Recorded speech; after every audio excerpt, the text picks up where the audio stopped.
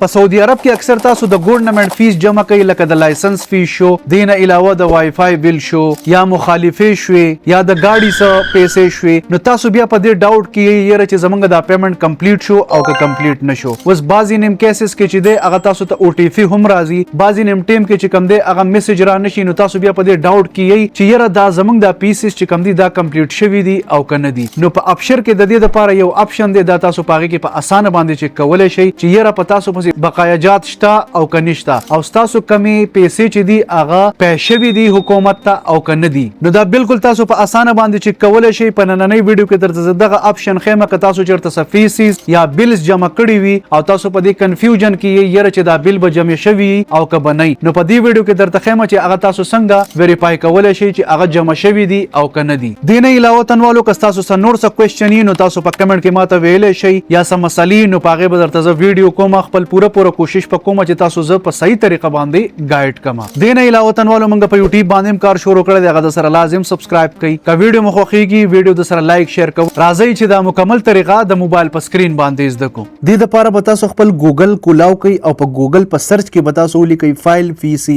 آر. دا څنګه چې ما تاسو په سکرین باندې شو کړی دی هم دغه سیم ټو سیم سپیلینګ به تاسو ولیکئ او بیا به په دې اولنی ویب سټ باندې تاسو کلیک واخلئ. ویب سټ چې کله تاسو اوپن کړئ په دې کې به تاسو ولیکئ ابشر او دا به سرچ کړئ. د اولنې کوم ارټیکل چې تاسو ته شو کیږي په دې به کلیک کړئ. چې تاسو لاندې سکرول کړئ نو په دې کلیک هیر به تاسو کلیک کړئ. په دې چې کلیک کړئ تاسو ته به دا ویب کولاو شي. بره بخپل د اقامې نمبر ورکړئ، لاندې بخپل د ابشر پاسورډ ورکړئ، بیا په دې لوګین باندې تاسو کلیک دینه پس تاسو نمبر ته او ټی پی راشي، هغه او ټی پی بدلته کې انټر کړئ. چې کله تاسو ابشر کولاو شو بیا به تاسو په دې کې په دې سر مای سرویسز باندې کلیک کړئ. دا انټرفیس په تاسو ته کولاو شي، په دې کې به تاسو په دې انکوایری باندې کلیک کړئ. انکوایریز نه پس په تاسو په دې جنرال سرویس باندې کلیک کړئ. په دې انټرفیس کې به تاسو په دې کوئری اویلیبل فندز باندې کلیک کړئ. دې کې به تاسو بیا دوباره چې کوم دی ابشر اپراد په دې اولنی باندې کلیک کړئ. اقامه نمبر او پاسورډ غواړي، بیا به تاسو په دې لوګین باندې کلیک کړئ.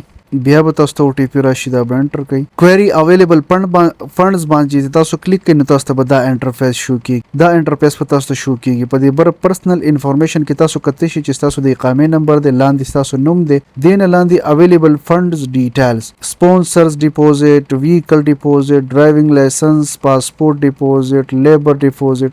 نو کدلته کې تاسو ته ریال شو کیږي نو بیا خو په تاسو پسې پیسې وی صحیح ده. تاسو ته 00 شو کیږي نو دا تاسو کته شي چې ما پسې مطلب ما اس پیس نه دی جمع کړی نو ځکه ما ته ټول 00 شو کیږي. ښه نو دې ځینه تاسو کتلی شئ چې زمونږ مطلب پیمنٹ کمپلیټ شوی دی او کنه دی.